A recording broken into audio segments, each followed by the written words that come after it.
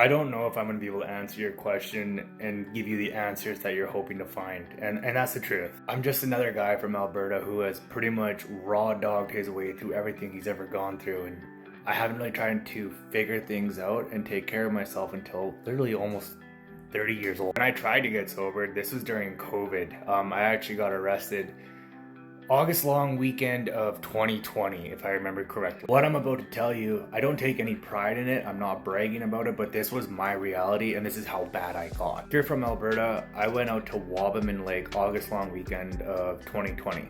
That day we stopped at the liquor store and I got myself some road pops and some drinks for being at the beach, and this is what I consumed. The drive to the beach alone, we put back a pony of Red Tassel and a Tall Boy. I had one of those Rockstar vodkas and that was the start of the day. Time I was at the beach, we went through a 40 of Sawzall and a 24 of White Claws. Now for those of you who are about to come at me, yes, I used to drink and drive. Yes, I used to do a lot of reckless shit without taking into consideration anyone around me or anything of that sort. And I know that, and honestly I'm ashamed of that and I'm embarrassed of that, but that is just how I was. That's how I functioned. I didn't give a fuck. After that incident, I tried to quit cold turkey the following day and I couldn't do it.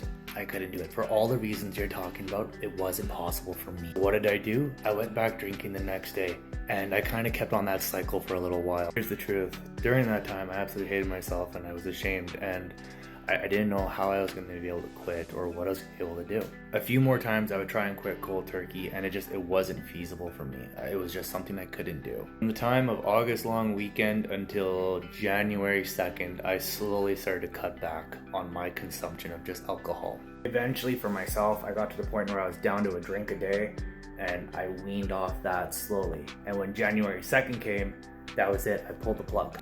I wasn't able to quit cold turkey. On a lot of things, I wasn't. And I felt like a failure because the only way I felt like I was able to progressively quit was to cut back. But here I am in my mind at that time, continuing to do the things that are upsetting and pissing me off.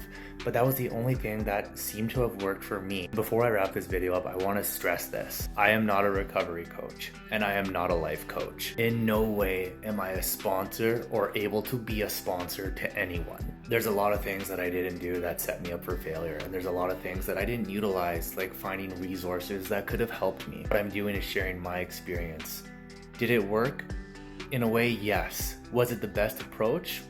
I don't know. But that is what worked for myself, and that doesn't mean that will work for everyone, and that is the harsh truth, the reality of it. Your sobriety journey, or anyone's sobriety journey for that matter, will be whatever works for you at the end of the day, and that's what I believe in.